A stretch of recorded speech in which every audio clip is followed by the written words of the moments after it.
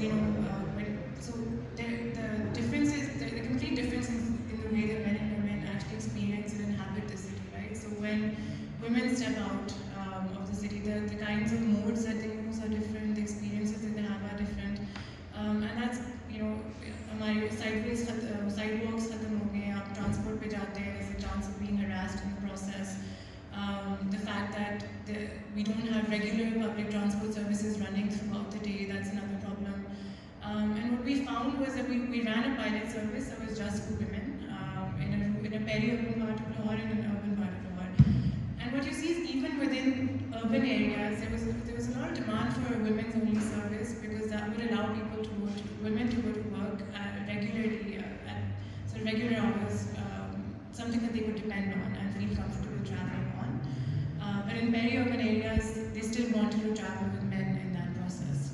And so, the kinds of interventions that you need are slightly different as well in this process.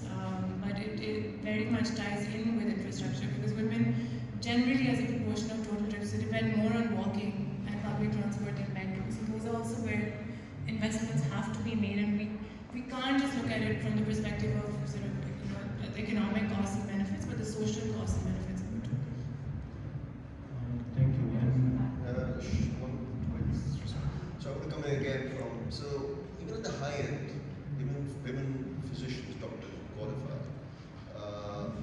So the government spends so much money on producing a physician, but they don't work for many, many years. And I think so there are many factors there as well. One is, of course, what you said, but there is, of course, if we could have a TFR of 3.6, 3 बच्चे या 4 बच्चे होंगे, तो ज़ाहिर बात है वो फिर काम करने के लिए भी तो मुश्किल कौन करेगा बच्चों को देखेगा. Secondly, the working environment in our public and private sector is not conducive for women to, nurseries नहीं है, conditioned environment नहीं है, तो कौन बच्चों को कहाँ छोड़ के जाएगी in a male-dominated society, and that is a big limitation. Big limitation. I also think women in many situations where you're not doing emergencies and doing elective work should have some flexi hours in certain part, So unless we have these kinds of policies that support, women's empowerment and engagement, but this can happen if the government has the commitment to be able to push through these kinds of policies that support women's. I think that allows us to segue really well into this next theme of conversation I had, which is we all very well understand the challenges that women face as part of in terms of access to education, their participation in the labor force. What we are sort of seeing is changing. According to the latest data we have from the labor force survey in 24-25, we do see like an increase in labor participation of women. The other thing that's always been a part of Pakistani labor force statistics is this really large need rate, which is the share of the population that's not in education, not in employment, and not in any sort of training. And traditionally what you've seen is that the bulk of the needs that comprises the Pakistani youth is young women, right? What you're also seeing is in the last 6 or 7 years this need rate declining, and that's also largely being driven by more and more women participating in schooling and the workforce. So how do you view this change, especially in the context of all the challenges you said, and particularly Dr. Hadia? Is this happening because there's more economic necessity and so that's forcing households to be able to engage with this conversation on women working? Or do you actually see that norms also changing and it being more acceptable for women to work and study outside? So I think that's still an open question. कि ये जो change है, is it a normal change?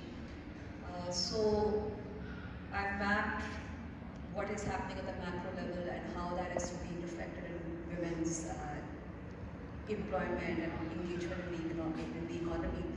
And what you do see is that during times of economic hardship, women enter, because there's a lot of women in reserves, so women enter into the labor force.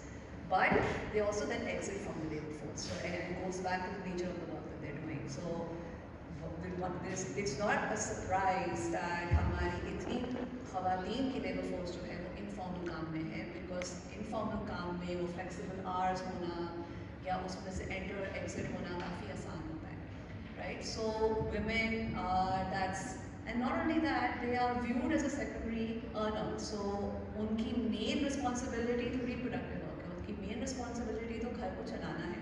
तो अगर आप उसके साथ साथ छोटा मोटा business कर सकती हैं, चाहे वो डिजिटल स्पेस में हो या आप घर में से कोई काम कर रही हैं या आप डोमेस्टिक वर्क कर रही हैं, these are all acceptable forms and these are all extensions of their care roles in any case. So it's really easy for the economy to for the community to accept it or for the household to accept it.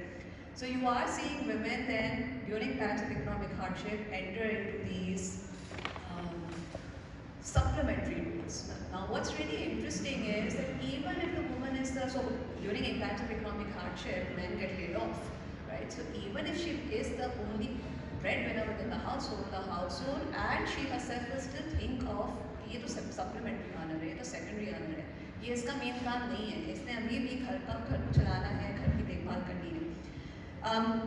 So what's really left to see is अब थोड़े हमारे macro indicators जो हैं stabilize हो रहे हैं. अब जब ये stabilization आना शुरू हुई है, the next 2 years